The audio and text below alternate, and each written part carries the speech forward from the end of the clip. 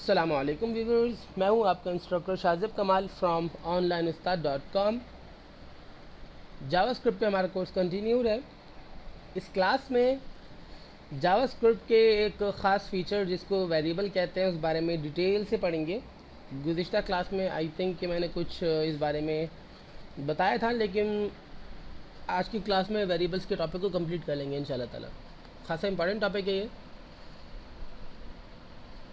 और जैसा कि इसके नाम से ही लगता है कि ये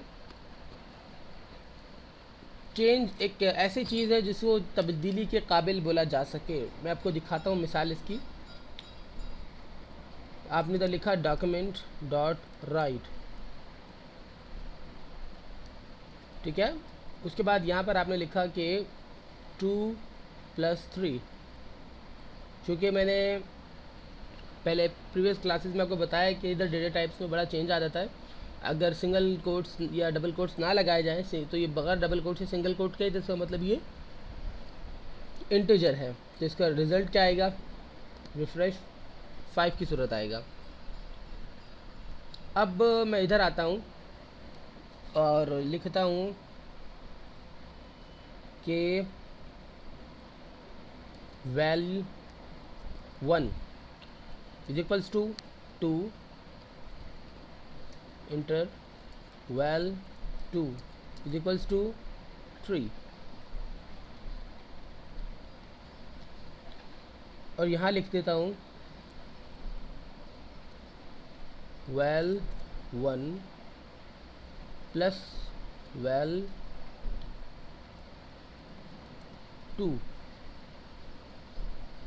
ठीक है।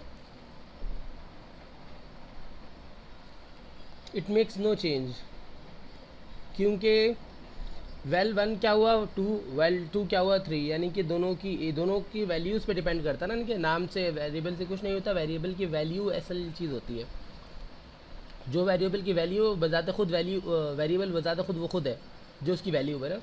तो जब मैंने val1 प्लस val2 लिखा तो इसका मतलब 2/3 मैं कह रहा हूँ, लेकिन अब मैं वैल्यू में 5/3 कर देता हूँ। थोड़ा सा ट्विस्ट डाला मैंने, रिफ़्रेश, इधर हिट आ गया, ठीक है ना। हालांकि नीचे फार्मूला वही है val1 प्लस val2, लेकिन ऊपर क्या 5, मैंने 2 की जगह 5 कर दिया, तो उसने एक बड़ा रिज़ल्ट मुझे दे दिया, यानी कि 8। इसी तरीके से मैं 5/5 कर सकता हूँ या रिफ्रेश, ठीक है ना, ये हो गया 10। इसी तरीके से मैं इधर एक और काम कर सकता हूँ, ans is equals to val1 plus val2। दोनों वेरिएबल को कॉल कर लिया। यहाँ पे नेम मैंने गलत कॉल किया है। अगर मैंने अंडरस्कोर लगाया है तो अंडरस्कोर लगाना पड़ेगा, ऐसा नहीं हो सकता मैं गलत कॉल करूँ। अब पहले से मैं val1 val प्लस val2 लिख दूँ और ans लिख दूँ। ans का मतलब भी वही है कि val1 प्लस val2 का आंसर। अभी 10 आ रहा है, देखें कोई चेंजेस नहीं इधर बन रहा है। इसी तरीके से आप इधर मल्टीप्लाई का साइन लगा दें तो मल्टीप्लाई में आपको रिज़ल्ट देगा, ठीक है ना। माइनस का साइन लगा दें तो अब 0 आएगा, बिकॉज 5 को माइनस कर दिया तो 0 हो गया। इसी तरीके से आप डिवाइड कर सकते हैं, या जो साइन आप चाहें वो आप इधर इस्तेमाल कर सकते हैं। इसके अलावा हम अगर यहाँ पर प्लस लिखते हैं और एक अलग से वैल्यू लगा देते हैं, जैसे कि 30, तो अब रिज़ल्ट क्या मिलता है हमें? रिफ़्रेश 31 क्यों मिला? क्योंकि 5 को 5 से डिवाइड किया तो 1 आंसर आया, और 30 उसमें प्लस कर दिया, ठीक है। अब इधर अगर मैं इधर डिवाइड हटा देता हूँ, इधर मैं मल्टीप्लाई लगा देता हूँ, और फिर मैं इसको चेक करता हूँ रिज़ल्ट तो 55, और अगर मैं इसको भी मल्टीप्लाई ही कर देता हूँ तो ये बड़ा रिज़ल्ट बन जाएगा। इस तरीके से आप वेरिएबल्स के साथ काम कर सकते हैं। आई होप कि आपको ये समझ में आया होगा। अच्छा, एक चीज़ और बता दूं साथ साथ,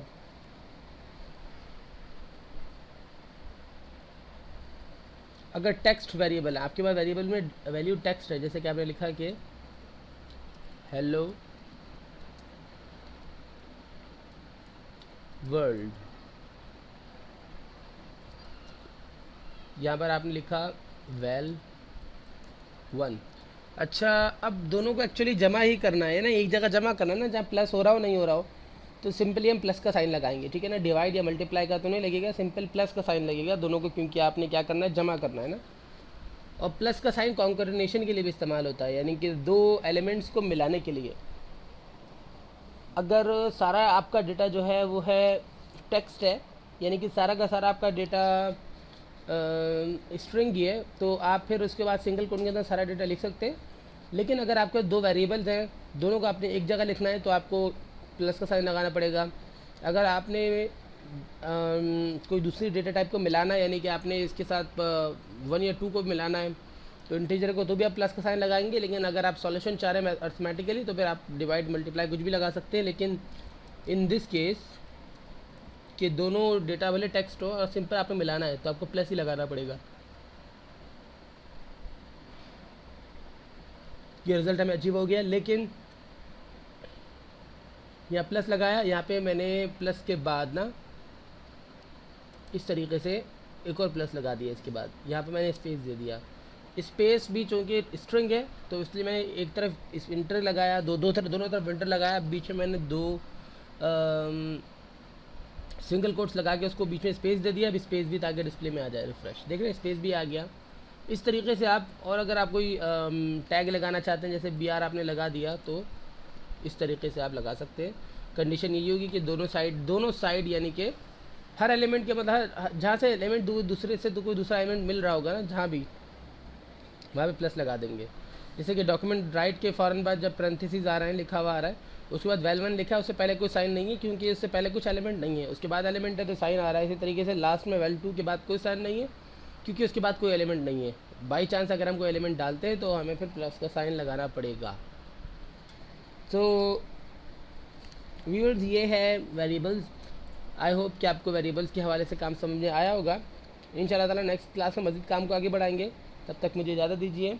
मैं हूँ आपका इंस्ट्रक्टर शाहज़ेब कमाल फ्रॉम onlineustaad.com। अल्लाह हाफिज़।